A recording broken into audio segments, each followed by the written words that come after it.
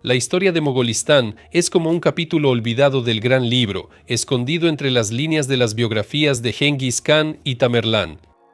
Es una tierra de nómadas, donde en las yurtas se decidía el destino de los kanatos, donde el Islam se encontraba con el chamanismo y donde los poetas se convertían en comandantes militares. Hoy vamos a revelar esta historia poco conocida, pero sorprendentemente viva. Y quizás te sorprenda lo mucho que en nuestro mundo está relacionado con este estado desaparecido. Hola a todos. Estás viendo el canal Amazing History, el canal donde la historia se cuenta en un lenguaje sencillo. Hoy tenemos sobre la mesa un tema no tan obvio pero muy importante, Mogolistán. Sin pomposidad ni clichés, simplemente vamos a entender qué fue este estado, de dónde surgió y por qué casi nadie ha oído hablar de él. ¡Vamos allá!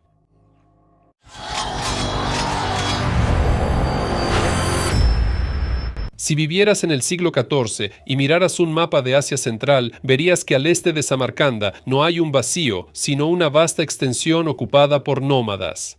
Geográficamente, estos son territorios que hoy forman parte del este de Kazajistán, Kirguistán, el suroeste de China y en parte el valle de Ferganá. Su centro se encontraba en la región de las ciudades de Kashgar y Turfan, al norte el lago Issyk-Kul y las estepas de Semirechye, al sur montañas y desiertos que limitaban con el Tíbet. Era un estado sin una capital permanente, pero con un sistema de poder nómada bastante estable y su propio orden. El nombre Mogolistán o Mogolistán se traduce literalmente como país de los mogoles, donde la palabra mogol no se refiere a los mogoles de la India, sobre los que alguna vez hice un video, sino a la variante local de la palabra mongol.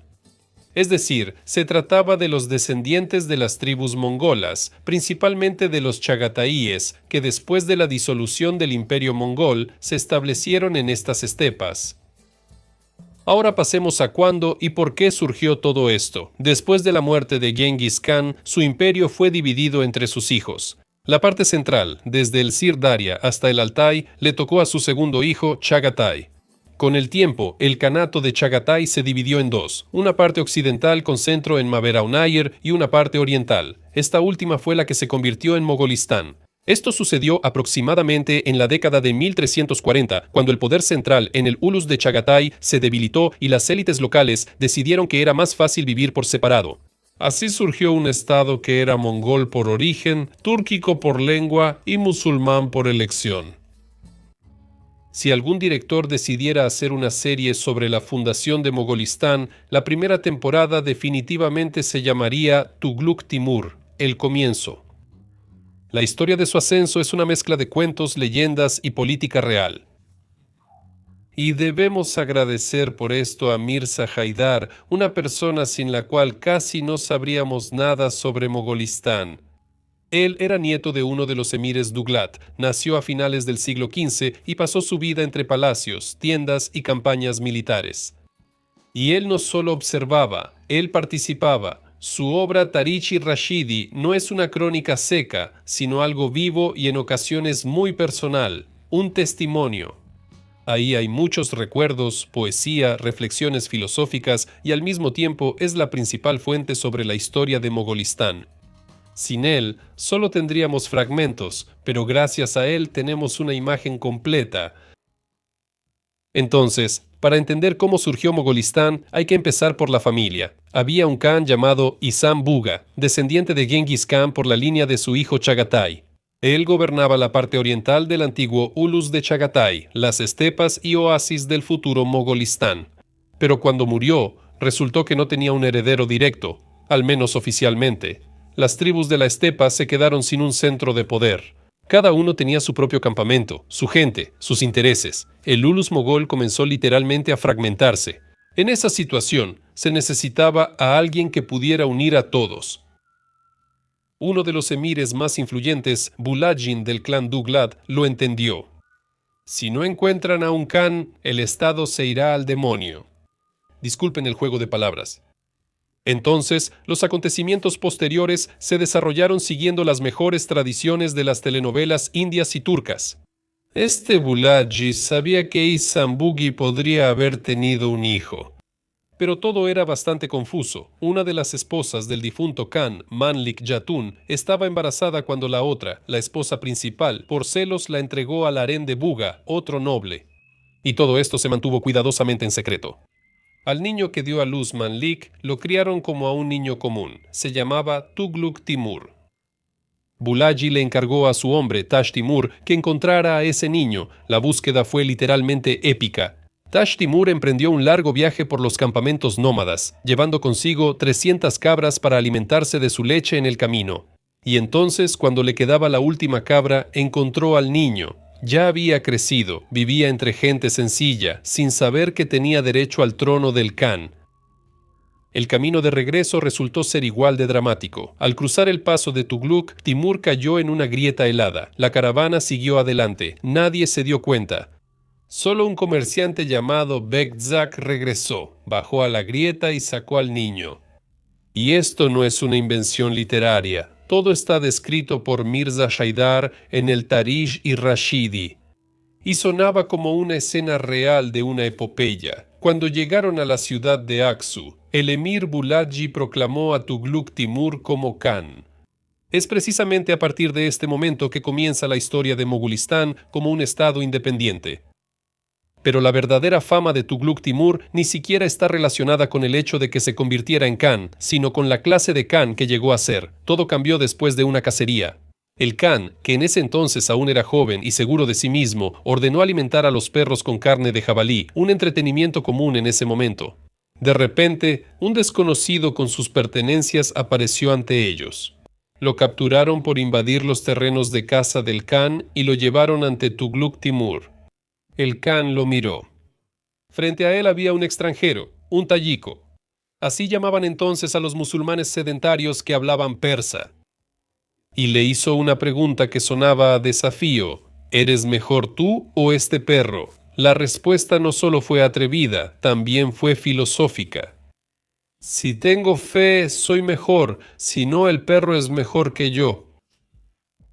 Ese era el jeque Yamal ad-Din, o según otra versión, su hijo Arshad ad-Din. Su tranquilidad y confianza sorprendieron al Jan. Ordenó que pusieran al jeque en el caballo del propio Jan y lo llevaran al campamento con honor. Después de un tiempo, Tughluq Timur no solo aceptó el Islam, sino que lo convirtió en la religión oficial del Estado. Fue una elección consciente, no por beneficio político ni por presión, sino por convicción. Reunió a los emires y empezó a llamarlos uno por uno. Cada uno debía aceptar el Islam voluntariamente, pero entendiendo que sería difícil oponerse. Algunos aceptaron de inmediato, pero también hubo quienes pusieron condiciones. Un Duglat, por ejemplo, dijo: «Si tu jeque vence a mi luchador, aceptaré el Islam», y el jeque ganó en un combate directo. Esto se convirtió en un punto de inflexión. Según Mirza Haidar, ese día 160.000 personas se convirtieron al Islam, y el propio Jan se sometió al rito de la circuncisión personalmente, abiertamente y ante todos. Desde ese momento, el Islam dejó de ser una religión solo de ciudades y eruditos. Se convirtió en parte de la vida cotidiana de la estepa mogola, pasó a las yurtas, a las alianzas políticas, a las crónicas de las tribus, y aunque Mogilistán seguía siendo un estado nómada, se volvió musulmán en espíritu, por ley y por elección. No fue solo un episodio, fue un cambio de código civilizatorio, la ruptura del viejo mundo y el nacimiento de uno nuevo. Después de la conversión al Islam y el fortalecimiento del poder de Tughluq Timur, Mogilistán dejó de ser solo un campamento nómada disperso y se convirtió en un verdadero estado. Pero era un estado de nómadas, lo que significa que no tenía oficinas ni escudos, sino ulus, clanes, jefes y lealtad personal. Mogilistán era gobernado por Keynes, descendientes de Gengis Khan por la línea de Chagatai. Después de Tughluq Timur, su hijo Ilyas Koza se convirtió en Khan. Luego hubo toda una serie de descendientes, entre los que se destacó especialmente Sultán Said Khan, un gobernante ilustrado, amante de los libros y de las expediciones, incluso a Tíbet, y Abd ar-Rashid Khan, el último Khan importante, bajo cuyo gobierno Mogilistán ya se estaba desmoronando por los conflictos internos y la presión externa, pero de eso hablaremos un poco más adelante. Pero ¿quién gobernaba realmente en este estado? El Khan era solo la punta del iceberg. y todo el peso del poder recaía sobre los hombros de los jefes de los Zulús y la nobleza tribal, sobre todo los Duglat. Mirza Jaidar mismo provenía de este linaje y describe perfectamente cómo estaba organizado todo. A cada gran emir se le asignaba un ulus, una entidad territorial y tribal. El emir recaudaba impuestos, mantenía guerreros, negociaba y, en esencia, gobernaba su parte del janato como un príncipe feudal. El yan intervenía rara vez, solo si realmente comenzaba la anarquía. Era un equilibrio basado en la confianza y el parentesco. A menudo, el yan y los líderes eran parientes a través de sus madres, hermanas o esposas. Esto fortalecía la alianza, pero al mismo tiempo creaba un enorme campo para intrigas, resentimientos y rebeliones. En cuanto el yan perdía el control, todo se desmoronaba. Externamente, Mogulistán se enfrentaba constantemente a poderosos vecinos. Al oeste estaban los timúridas, para quienes las tierras mogolas eran tanto una amenaza como una posible presa. Al norte, los uzbecos, especialmente bajo los sheibánidas, que constantemente buscaban someter a Mogulistán y Taskent. Al este, los oirates y otros grupos mongoles que no habían perdido sus ambiciones. Pero el principal problema estaba dentro. Cada khan comenzaba con reformas, unidad y fuerza. Y luego la misma historia de siempre. Los emires se dividen, los parientes discuten, la familia Duglat es apartada, o, al contrario, la familia Duglat acumula demasiado poder. Comenzaba la anarquía. Mirza Jaidar, en su Tarikh y Rashidi, enfatiza especialmente cómo los ulus mogoles eran fuertes cuando estaban unidos y absolutamente vulnerables en las disputas. A veces, un ulus se negaba a obedecer al khan, se iba a la estepa y empezaba a trabajar para el enemigo. Sin embargo, a pesar del caos, la guerra y la traición, Mogilistán se mantuvo como una fuerza independiente durante casi 2 siglos. Se mantuvo fiel a las tradiciones islámicas, conservó la conexión con la herencia Chagatai y logró influir en la formación de Kashgaria, el Kanato kazajo e incluso los mogoles de la India. Y aunque Mogilistán no tenía una capital en el sentido habitual, tenía su propia política, su propia élite, sus propios guerreros y sus propios héroes. Y es precisamente esto lo que lo convierte en un participante de pleno derecho en la historia de Asia Central, al igual que Samarcanda, Bujará y Herat.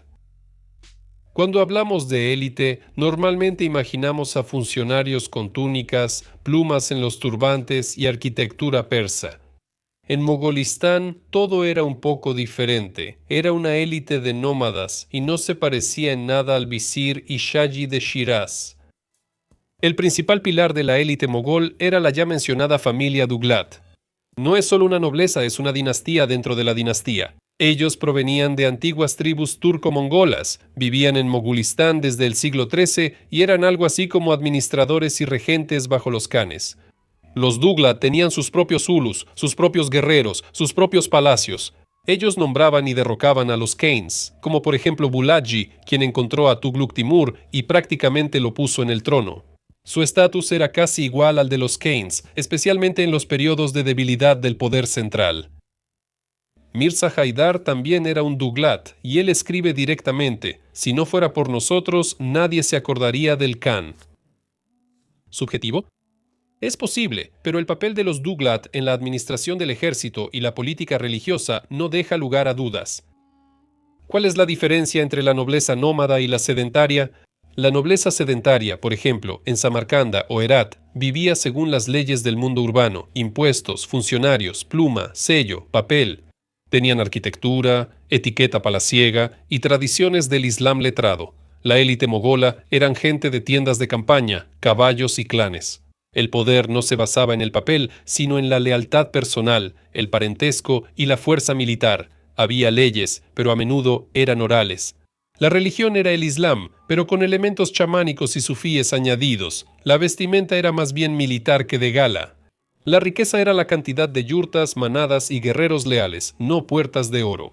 Alguien podría decir que esto es más primitivo, pero en realidad es simplemente otra lógica de poder, más flexible y personalizada, ideal para un mundo nómada.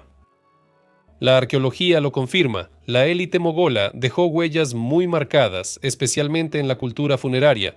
Los investigadores señalan que las tumbas de la nobleza se distinguían por su escala, la complejidad de sus estructuras y su orientación hacia símbolos cósmicos. Junto al difunto se colocaban armas, arreos de caballo y joyas.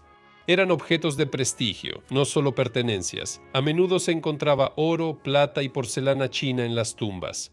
Esto habla de conexiones lejanas y de un gusto por el lujo.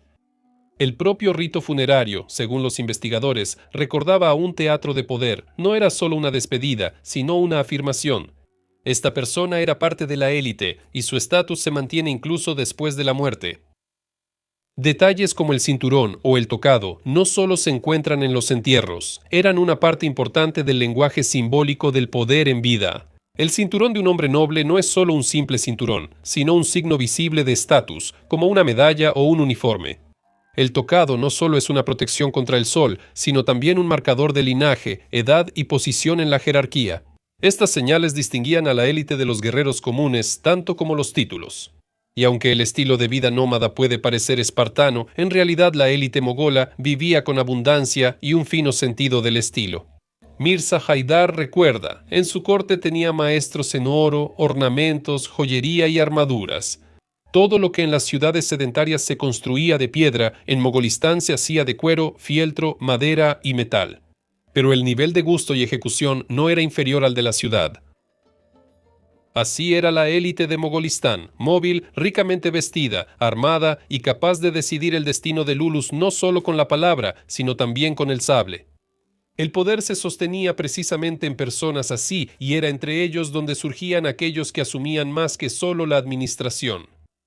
Uno de ellos fue el sultán Said Khan, un hombre que intentó reunir el desmoronado Mogolistán en un solo janato. Él era descendiente de Genghis Khan, hijo del sultán Ahmad Jan, y llegó al poder a principios del siglo XVI. Said Khan creció entre tiendas, pero pensaba como un estadista. Él veía que el país estaba fragmentado, las élites estaban enemistadas entre sí y los vecinos uzbecos, kazajos y oirates se estaban fortaleciendo. Said Jan comenzó fortaleciendo el poder en Kashgar, sometió Yarkand, Khotan, Aksu y Turfán. Y por un tiempo, por primera vez en muchos años, Mogolistán volvió a ser uno solo. Él construyó un sistema administrativo, invitó a eruditos y estableció relaciones con las caravanas comerciales. Y luego dio un paso que hasta hoy sigue generando controversia. Decidió ir al Tíbet. ¿Por qué? Tal vez fue un impulso religioso. Como musulmán, quería llevar el Islam a las tierras tibetanas. Tal vez fue un cálculo político, fortalecer las fronteras del sur y acceder a una nueva ruta comercial. En cualquier caso, la expedición comenzó en el invierno de 1533. Montañas, frío, falta de caminos. Said Jan condujo al ejército a través de los pasos y la nieve. Parte de sus guerreros murió de frío incluso antes de llegar a Ladakh. Él mismo enfermó, pero no se detuvo. Según una versión, murió en el camino de regreso, según otra, justo en la fortaleza tibetana. Sus guerreros llevaron su cuerpo a Kashgar y lo enterraron con honores, como al último gran Jan que logró unificar Mogolistán. Esta campaña fue al mismo tiempo el punto culminante y un punto de inflexión. Nadie más intentó reunir el Ulus bajo un solo poder. Después de eso, comenzó la historia de la desintegración. Después de la muerte del sultán Said Jan, quedó completamente claro, la era de los Jaines fuertes en Mogolistán había terminado. Su hijo Abdar Rashid Jan heredó el trono, pero no heredó ni el carisma ni los recursos de su padre. Los emires empezaron a jalar los ulus en diferentes direcciones. Por dentro tensión, por fuera amenazas. Todo lo que se sostenía por la lealtad personal empezó a desmoronarse, como una tienda sin el poste central. Desde el oeste, los uzbecos shaibánidas avanzaban con fuerza. Su capital, Bujará, se estaba convirtiendo en el nuevo centro de poder y Taskent era simplemente el siguiente paso para ellos. La élite uzbeca ya vivía según las leyes urbanas, pero luchaba a la manera de los nómadas, rápido, duro y de forma sistemática. Desde el sur y sureste surgían los oirates, y en el norte apareció una nueva unión, los kazajos, que de ser una alianza de Shus, se estaban convirtiendo en una fuerza militar independiente. Mogolistán quedó atrapado entre dos fuerzas, demasiado nómada para las ciudades, demasiado urbano para las estepas. Poco a poco, el poder del Khan se redujo a Kashgaria y sus alrededores, el resto se perdió, algunos juraron lealtad a los uzbecos, otros se fueron con los kazajos. Algunos simplemente se disolvieron en la política local. ¿Por qué? Porque no había unidad. Mogulistán siempre se sostuvo por los lazos personales entre el Khan y las tribus, entre el emir y los guerreros del Ulus. En cuanto desaparecían las figuras fuertes, todo se desmoronaba, faltaba un sistema centralizado.